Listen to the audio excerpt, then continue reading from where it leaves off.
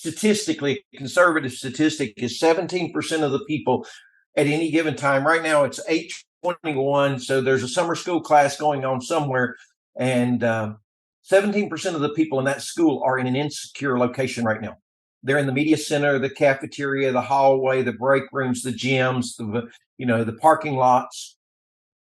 And if there's a threat, you want to know more than just a siren went off or an intercom went off. They need to know where that threat is relative to where they are.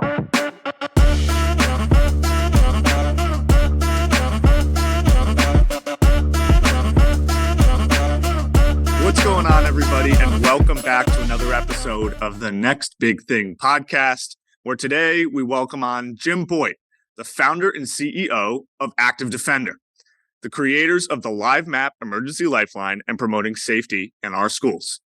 So with that being said, Jim, thanks for your time and welcome on the podcast. Thanks. Glad to be here, everyone. Appreciate you having me today. So Jim, why don't you tell us a little bit about Active Defender?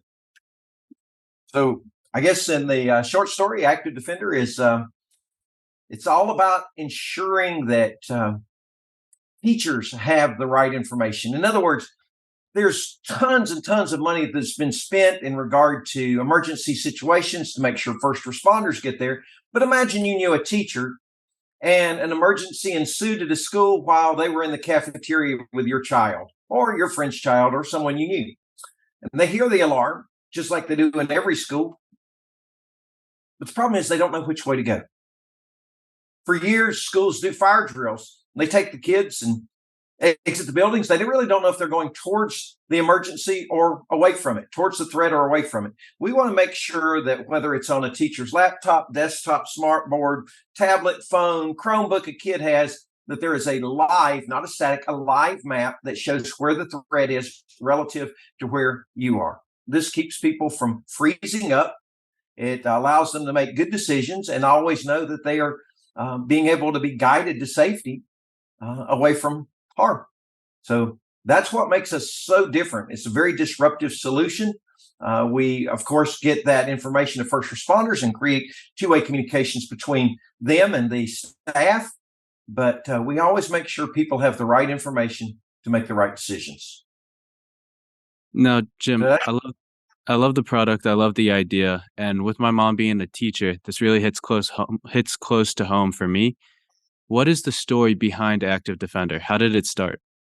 Well, back in 2018, most of myself, I worked for a community over at Fort Bragg, helping soldiers, writing software for them. And they do some short-term missions. And we would oftentimes go to schools when they were in from that, just a group of people trying to help out school systems, people like your mom with assessments. And upon going to multiple schools, one thing we found always as a weak link in the problem is that most of the time, the leaders with the kids, your mom, your teachers like that, never knew where the problem was relative to where they were. And we talked about them about the problems they had with that, and they're like, "Hey, this is what causes the knot in my stomach," or the essence of, what if I'm not in my room right where I can lock down? What if I'm in the media center or the parking lot? What can I do? And the folks we work for at Fort Bragg, and we always have situational awareness. We're like, "Hey, we could never function that way," and so we talked to the school system, said, "Hey, let us try to build you something, just see what it might work like." And we built this little MVP, came back about a month later. It was ugly, but it worked. Yeah, the teachers fell in love with it. We put in a little test school, and they wanted it in every school in their district. And so we cleaned up the UI, and that's sort of how it began. And then really, to be totally honest with you, everything good you see about Active Defender, other than the actual solving the problem, came from listening to people like your mom, Connor. It came to listening to teachers and principals and administrators and school resource officers. And we're like, "Hey, what do you need for your communication?" Because see, we solve one problem for any stakeholder. Say it's for your mom, say it's for a student, say it's for an administrator. What one piece of information are they missing that if they had it would reduce the risk equation and allow them to make good decisions? And that's sort of how we began. There's interesting stories along the way, but the result of that and just building something from the ground up from a teacher's perspective so that they could communicate, even though teachers don't buy our product, it's free to them.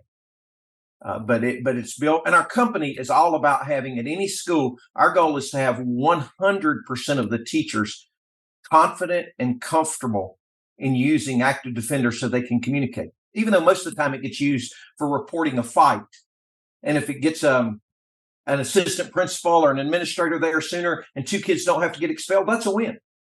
Hundreds of times it's been used for reporting a medical emergency, especially in elementary schools, where a teacher may not be able to leave that kid but needs to get help. And can you imagine being on the ball field and trying to send, a second grader to go tell them what you need? Because there's a video on our website about a kid that tripped and another kid kicked him in the back of the head, and the teacher heard this pop like an internal break or something. They were really worried. She didn't dare let the kid move, and she's trying to send her second grade kid to go get help. It's field day, the end of the year. This was two summers ago. And she realized, hey, we got Active Defender just a couple months ago, and opened it up and used it. And it contacted the nurse, the assistant principal, the whole crisis team. And so it just got everybody up on the same page all at once, where with even a walkie-talkie, you can only get one person at a time, or have the communication that way. So anyway, let me stop. I just run my mouth too much. You talked about situational awareness.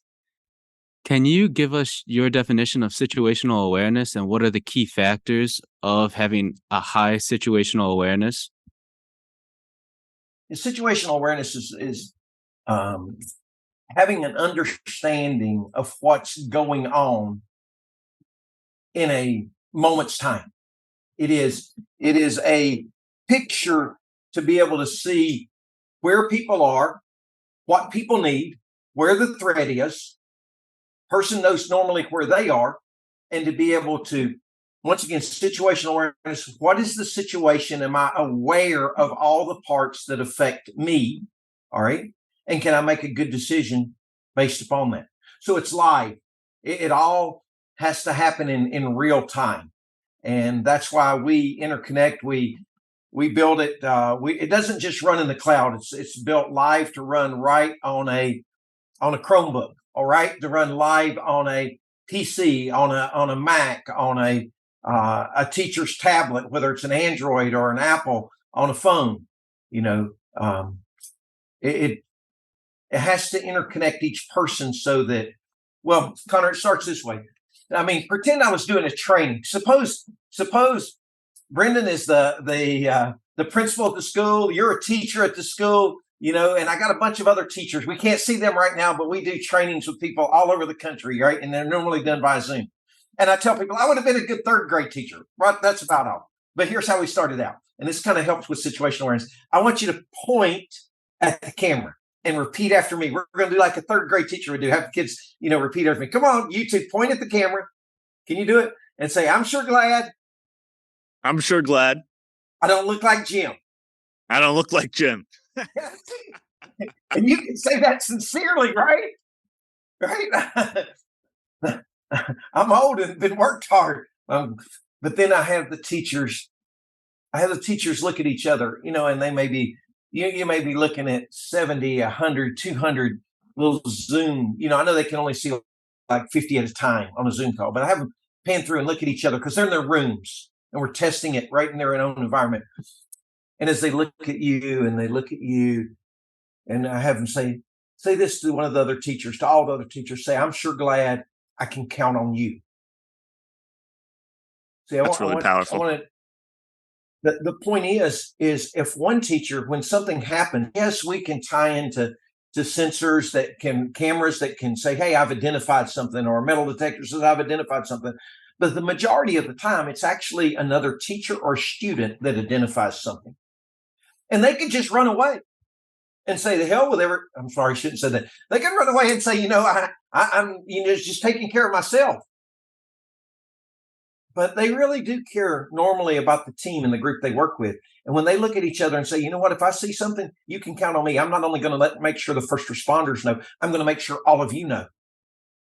Because at any given time, statistically, conservative statistic is 17% of the people at any given time. Right now, it's 8:21, so there's a summer school class going on somewhere, and 17% of the people in that school are in an insecure location right now. They're in the media center, the cafeteria, the hallway, the break rooms, the gyms, the parking lots. And if there's a threat, you want to know more than just a siren went off or an intercom went off. They need to know where that threat is relative to where they are. And so when they say, hey, I can count on you and I can count on you and you can count on me, that's situational awareness. Active Defender connects everybody in real time, and it streamlines that communication, because too much information is just as bad as not enough. So that's another kind of end of what's going on with it. So Jim, that's an incredibly powerful message, and keeping situational awareness in mind, can you go over how Active Defender really works at an application level? Maybe as you talked about, there's the teachers and then there's the whole system as well. Can you go how the application works and how it's implemented at each level? Sure. So let's see if we kind of go from a macro view and see if we can get down to a micro scale. You would have to have some from, I guess, the military, whatever we call the sensor, or some point of information that is reporting a problem. All right. It easily could be, if I was sharing my screen, one of the big things we do that I think is a huge differentiator is that we have panic buttons. And there's tons of people that have panic buttons, don't get me wrong. But the system would start out probably with a panic button. Ours is considered a silent panic button that can be on pretty much any device.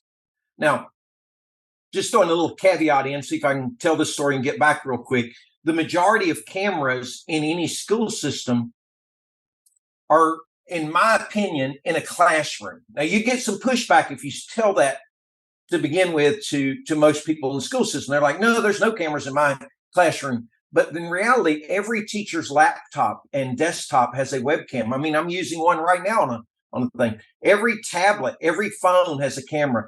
Every Chromebook has a camera. Most smart boards and significant number of Promethean boards have cameras. So the system would work by implementing. It can be both on, and it will be on the phone. I'll go over why we have such a high percentage of teachers that put it on their phones without pushback. There's a little pushback to begin with, but we have very access rate.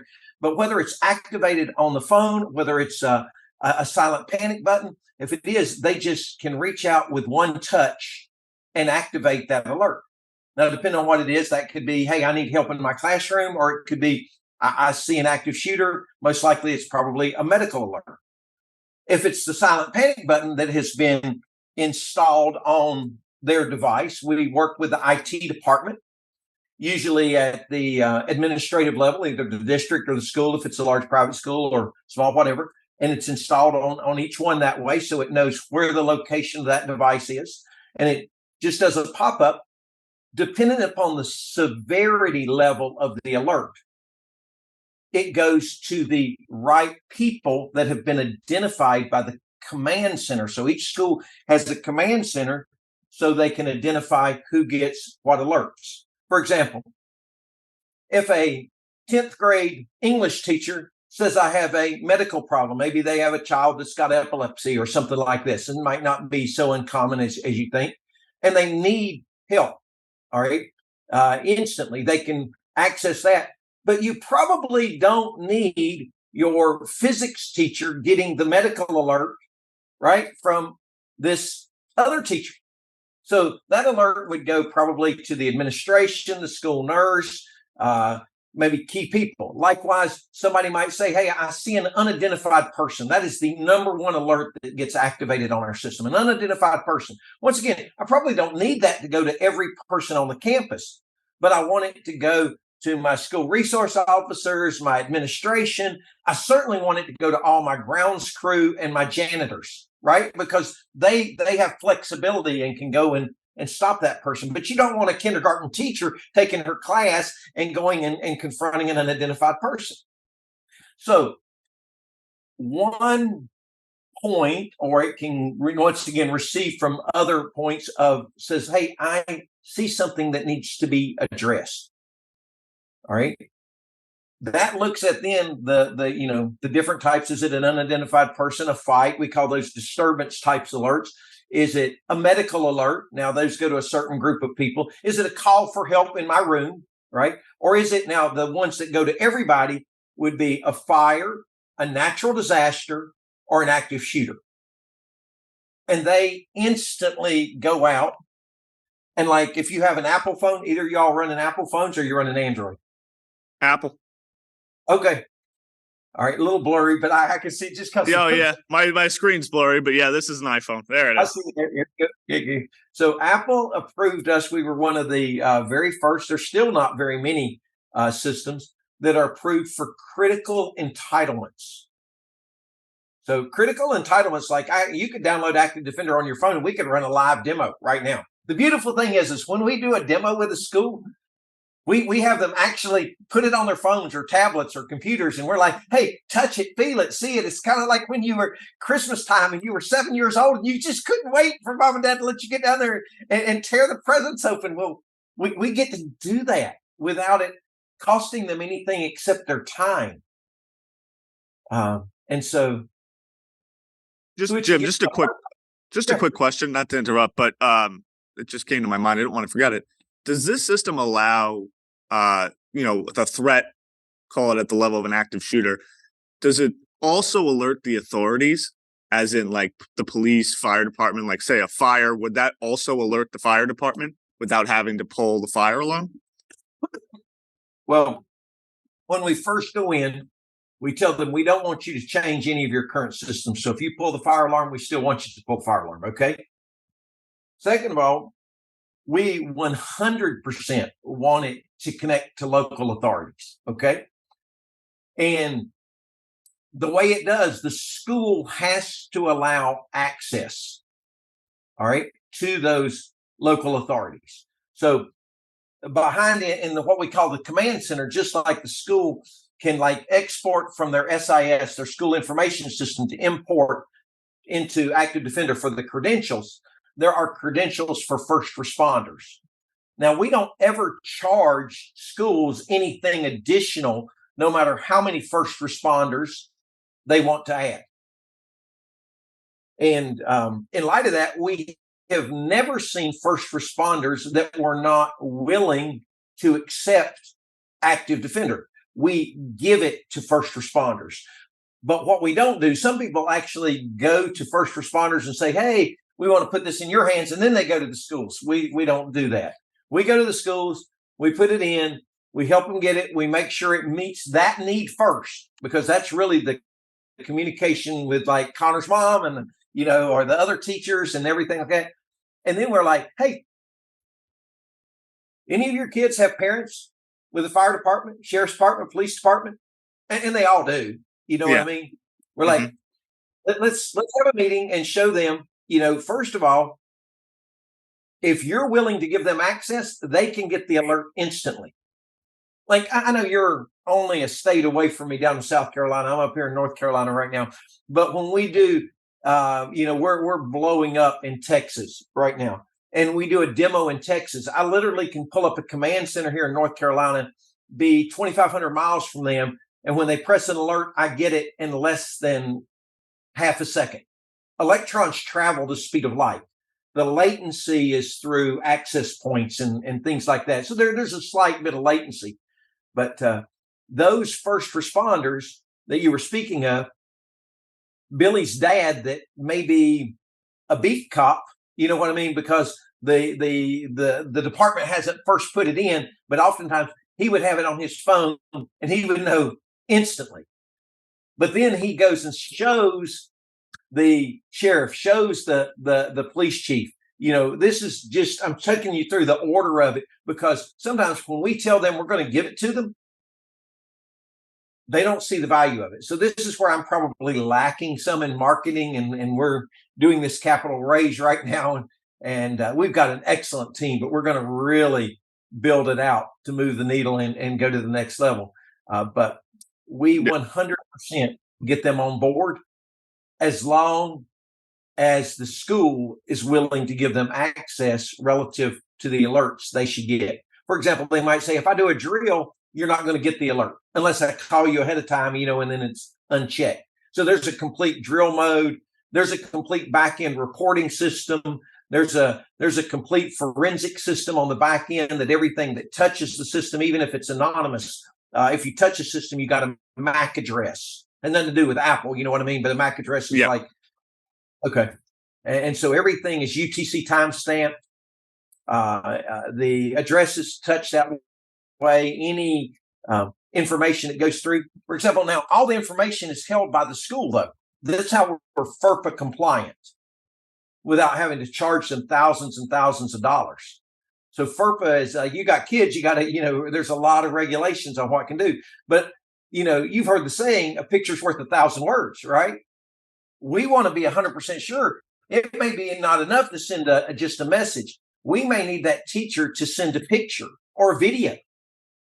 Our system even allows them, we've got an anonymous reporting for the kids that's provided at no additional charge, unlimited number of anonymous reporting where you just give them the group, they can get in. They don't have to have their own credentials. So you can make it anonymous. And those alerts don't lock down the whole school. They're vetted, and then the school can use them to lock it down. But they may be for bullying or vandalism or drugs or any kind of alert can go through. The school resource officer or the principal or assistant principal gets that alert, and it comes through anonymous, but they can tap a button to go back to the person. They can ask them questions. Who is this? Whatever. The person doesn't have to respond. One of the biggest things they do is they put it and they go back and ask the person, would you stream your audio and video with me? And as long as they will hit the button to stream their audio and video, then this anonymous iPhone, Android, whatever like that, is actually sending the picture to the school resource officer or assistant principal to show them what's happened. So the products, it's incredibly powerful. Yes, that's exactly what I was going to say. The product's incredibly powerful. The product's incredibly thorough. That kind of leads me into my next question. You've touched on the business model a little bit. You're going direct to these schools and these districts, whatever they may be, public, private. So I'm interested in your go-to-market strategy and, what you talked about that you're really doing well in the state of Texas right now. So I guess it's a two-part question. What's the go-to-market strategy with the product? And then what is the receptiveness from these public and private schools, districts, and such? And I'm glad you asked that. The second part hits a little bit of a pain point for us, and we're open to try and learn and get some help in light of that too. Our go-to-market strategy is really focused on going to security shows, conventions. So I was just at the Texas School Safety Conference. All right. And then this past week, I was in Indianapolis at the National SRO, the National School Resource Officers Association was in Indianapolis for a week. And so we were there. So we will go to these conferences. So I guess it's a conference strategy would be the right word. And then in light of that, we get to show and demonstrate live what Active Defender does. And that has been the most effective go-to-market strategy for us, except for warm leads. Once we get in an area, you can look at a heat map of where we are, and it starts growing around that area. Right, because all the districts know each other, all the districts talk, right? So if A district knows that B district has it, B district loves the product, A district is going to use it. Right.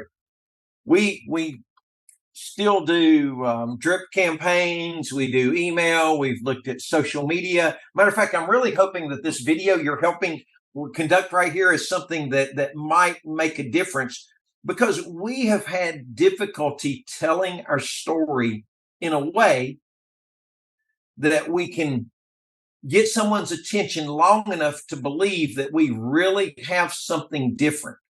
In other words, once they're using something, and everybody has something, right? Like there's probably 40 different apps that are what I would call notification and silent alarm type apps. They send an alert out, right? They can actually make sure that Connor's mom, the fifth grade teacher, can get an alert, but that's all it is. It really is just an extension of a siren, an extension of an intercom, right? Maybe it identifies the type, but it doesn't show a live map. And then the first responders, there's tons of people that give them static maps. Here's a map of the campus. Here's a map of the rooms, but it's not live. It doesn't show. Our map will show not only Connor's mom, but her dot is either red or green. So they don't have to put the little hated cards under the doors or in the windows that give away their position. All right. They can prioritize who to go to. That kid in Des Moines, Iowa, the end of January, probably wouldn't have died if they could have prioritized to go to the room where the child was shot in the arm and bled out, because they didn't know who to go to first. All right. And then I don't know. I don't want to get into a lot of that right now. I don't even know how many of the reports have been fully released, but it is very, Brandon, it's very difficult for us to send an email or to be able to get people from our website to look at it long enough to realize this is really significantly different, and to see the value of the peace of mind it brings to the teachers and the incredible reduction of risk. But once we do, if I do a demo, our close rate's between 70 and 80%. But getting to a demo, getting from the top of the funnel to a demo, it's been hard. So just being transparent. Jim, do you think that has to do with just how thorough the product is and how to really walk them through and explain the value? You know, it's not like one of those quick 2-minute pitches. You really have to show them the product, the value, because there's so many different points in which the product brings more value than its competitors that it makes it tough to give like a 2-minute pitch and really sell them on the dream immediately. I'm sure that is probably the biggest thing, coupled with the fact that even though I'm a type A personality, I'm not a salesman. I mean, I'm passionate about it. I do well selling and closing once I do the demo, but working through the process to get there, or telling that story and being patient to get through the number of touches to where you finally can get there. So one of our big things with this raise and things like that is all the money from our raise is going to our go-to-market and sales. Our product is phenomenal. Matter of fact, some of the stuff in the pipeline would probably blow your mind that'll come out in the next couple of years. We're always, I find the best interns across the country to work for us. We treat, just like I said, we want to make sure every teacher's treated well. The culture of Active Defender, our company, is that for any team leader, any person, it's not about see me. It's that I want you to know I see you. You know what? And we have to work together as a team. The synergy of that makes all the difference. And then being proactive and curious and excited. I can just tell you some of the future things, but I don't want people to buy it because of that. Matter of fact, we won't even sell Active Defender to a company that's buying it for compliance sake. If I don't feel, and I've gone to our sales now, if you don't feel they're really going to implement it, use it, let the teachers train on it, they're not the right fit for us. And then we've priced it accordingly. You know what I mean? So that it can. But I know that's like, hey, we're going to push people away, but I will. I want to make sure they care about seeing it in your mom's hand as a fifth grade teacher, even though she's not the buyer. She's the one that uses it she's the heartbeat of it, keeping those kids safe. And it's built all around her perception and in the way communication works between internal and external responders and your mom and those kids. But communicating that, yes, I need, we're going to grow in that area, but we lack there. Yeah, I do want to mention though, it's not like y'all haven't grown already. Y'all are in 136 schools, right? 19 states. That's great. Well, actually, that's a lot, and those numbers are actually very low. Those were the numbers from the first quarter, and We are way up. We grew over 330% from first quarter last year to first quarter this year. We doubled from That's 20 awesome. to 2022. But even now, I mean, I'm every conference I go to, we're signing up 10 to 12 schools. And so, and I'm in the middle of conference season right now. When you also won the 2022 World's Most Advanced School Safety App and 2023 World's Most Advanced School Safety App. So can you tell us what that process was like and what it means to you to win those awards? Yeah. So that was that was it, I, I mean everything in a lot of ways, and yet I don't want it to make us prideful or that we're throwing anybody else under the bus, because everybody, I think every company out there is really desiring to work hard to keep our kids safe. You know what I mean? We all share that vision and that goal. Our, our internal thing is catch us if you can, but it was, from the National Threat Assessment group right there, for them to evaluate so many different things, and they go to a lot of conferences, and they've shared that we don't pay them anything. They don't, you know what I mean? There's no other arrangements or anything like that, but to be noted for what a significant difference of emergency communication we provide. Um, that's exciting in a different way from working, like, especially with our technical team, and our technical team works just as hard behind the scenes. You may not see those people, but they are sitting there saying, hey, these teachers have showed up during COVID. They've shown up for kids day in and day out that don't often love them or respect them or appreciate the fact. And teachers don't get paid a lot.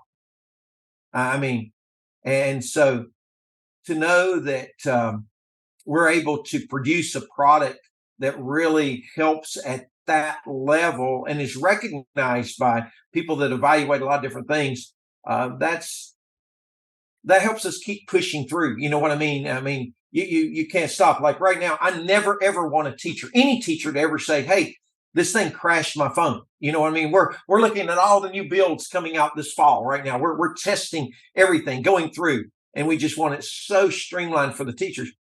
But that really probably also becomes that we are not so large. We are an agile company. Our developers, are able to stay on top of it. So let me shut up, because I don't know how the right way to answer that, because I don't want it in any way to come out and in any to be putting down people that are doing anything to make a difference for helping any school teacher system for safety. Jim, I think it's that type of humility that's going to solve a problem like this. And I wanted to touch on something that you mentioned very early in our conversation, which was your background working with soldiers in Fort Bragg. And I think that that's a very important part of this company because of the system that you guys are using. I'd be interested to hear your take on how your experience there is connected to how great you've made this product, and what lessons maybe you learned from your time there that help make this product what it is. Yeah. So I am thankful for that time. I am a bivocational pastor. So I pastor a church in a little town called Carthage, North Carolina. 2 stoplights, 2,000 people. Bivocational means I always work another full-time job.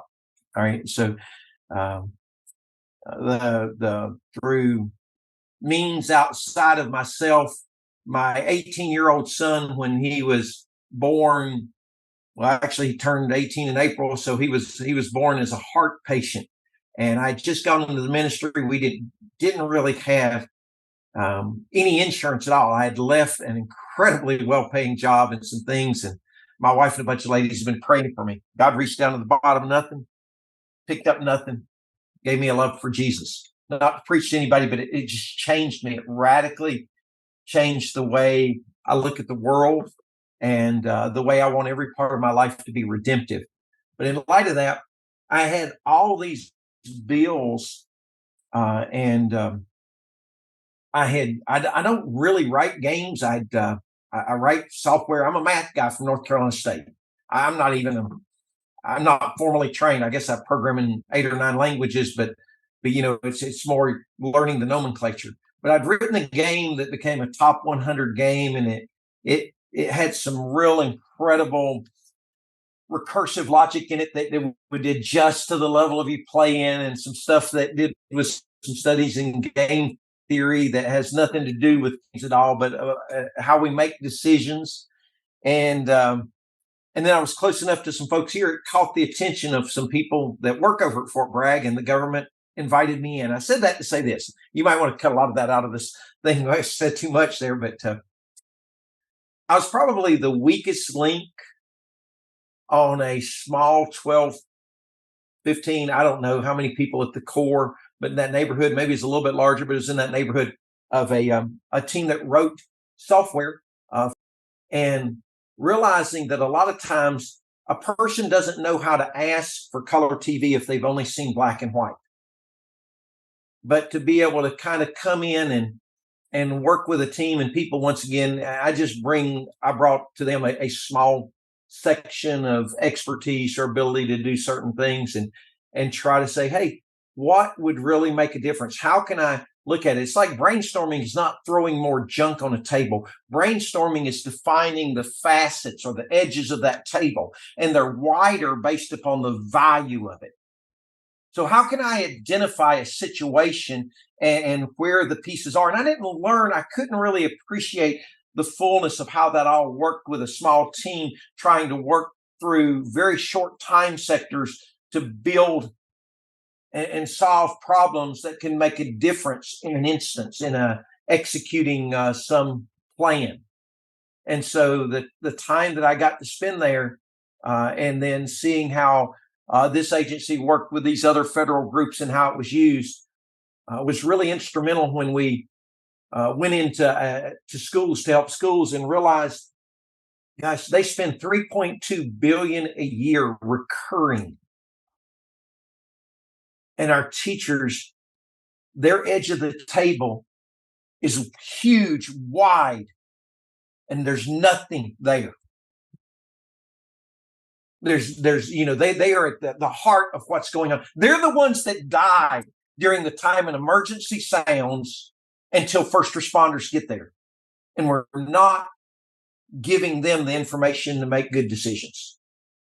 But that came from appreciating, oftentimes with a different community, who are the different people that are supporting you or you're supporting them, and what do they need in terms of a mission that's going on so that this whole thing could be successful.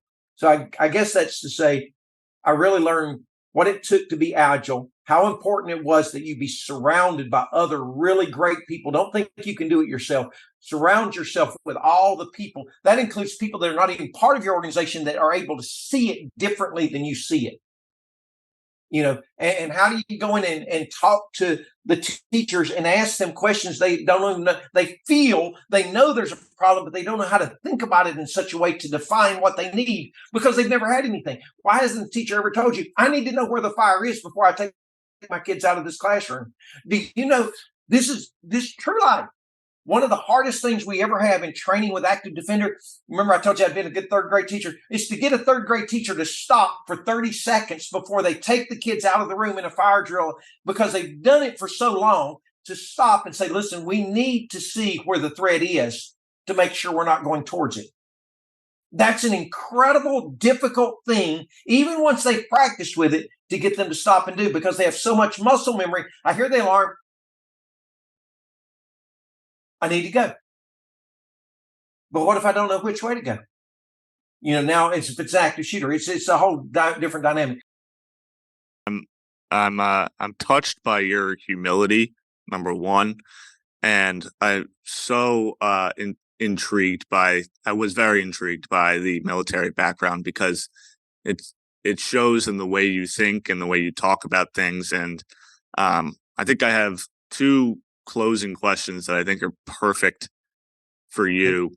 And I'm super interested in your answer. The first question is, how is Active Defender going to change the world? And number two is, what is the scale of your ambition or Active Defender's ambition? Oh, Active Defender is the technology of what we're doing, putting it in, because it's absolutely going to change the world.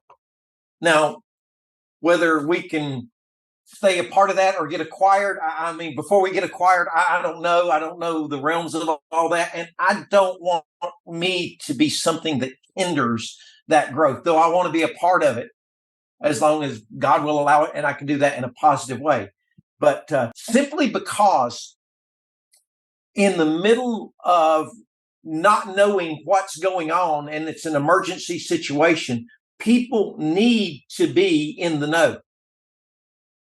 All right. So, I mean, even outside of an active shooter, all right, people 100% need to be in the know, and communication needs to flow. And so I am 100% convinced that within the next 5 to at the most 7 years, we will be $1 billion company. So it is a game changer in other verticals. It is just a huge game changer.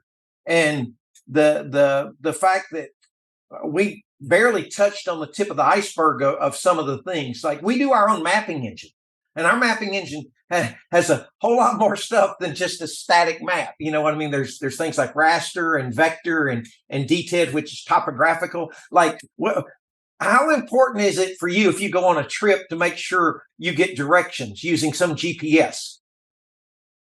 All right. And do you like it when Waze can tell you when some way's clogged up that you go another way? Heck yeah. Yeah, I mean, that's important. So suppose just for a minute that these are some pieces that we have alpha testing. We're looking at. We're working with that way. Suppose, don't think of Active Defender just like not an all active shooter. Like, we have complete incident reporting. People can say, hey, there's a glass on the playground, or there's fire extinguishers out of date. But we also have things that would, the schools are not ready for it, but they could lead kids out. In other words, we could look at certain sensors, and you're making the best guess, but suppose the teacher couldn't lead them out. We could put in chaser LEDs. The first one goes off, then the second one, third one, fourth one, you know what I mean? And this one's over here at the first, second, third, does that one's going. So it looks like it. And we could activate and lead them. We take and gamify cleaning rooms. We're already doing that. You go to we're in a 6A high school. They got a bunch of janitors. Well, our system already allows them to send a cleanup alert.